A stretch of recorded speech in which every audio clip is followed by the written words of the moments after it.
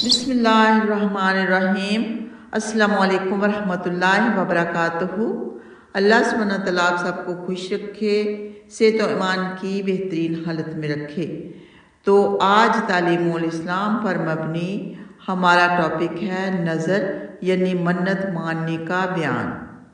سوال ہے منت ماننا کیسا ہے؟ جواب ہے جائز ہے اور منت مان کر اس کو پورا کرنا واجب ہے۔ آگے سوال، کیا ہر منت کا پورا کرنا واجب ہے؟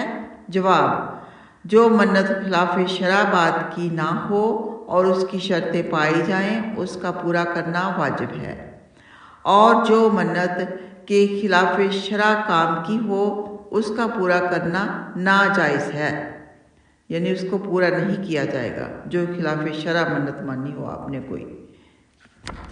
آگے سوال ہے منت صحیح ہونے کی شرطیں کیا ہیں؟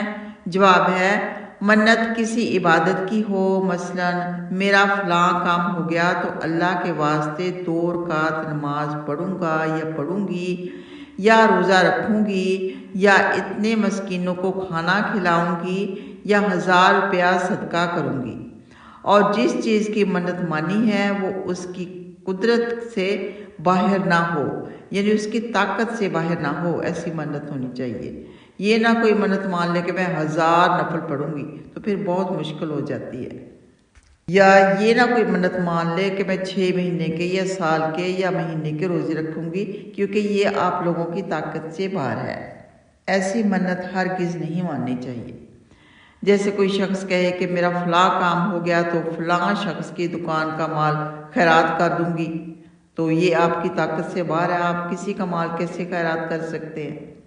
یہ منت صحیح نہیں، کیونکہ کسی غیر کی دکان کا مال اس کی ملکیت نہیں ہے اور اس کی قدرت سے باہر ہے۔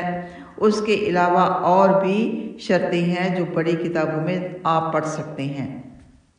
آگے سوال ہے کسی پیر یا ولی کی منت ماننا کیسا ہے؟ جواب ہے اللہ تعالیٰ کے سوا کسی اور کی منت ماننا حرام ہے، کیونکہ منت بھی ایک طرح کی عبادت ہے اور عبادت کا اللہ تعالیٰ کے سوا اور کوئی مستحق نہیں۔ منت ماننا ہے تو جائز، لیکن اس کے بارے میں حدیث مبارکہ ہے کہ نبی پاک صلی اللہ علیہ وآلہ وسلم نے فرمایا کہ منت ماننے سے نہ کسی کا فائدہ ہو سکتا ہے نہ نقصان، البتہ بخیل کا مال ضرور نکل جاتا ہے۔ یہ صحیح بخاری کی حدیث ہے، حدیث نمبر ہے 6692۔ اس کے بعد انشاءاللہ تعالیٰ بیان ہوگا اسلامی فرائض میں سے زکوٰۃ کا بیان۔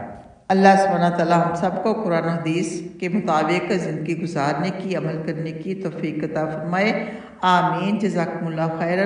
السلام علیکم ورحمۃ اللہ وبرکاتہ۔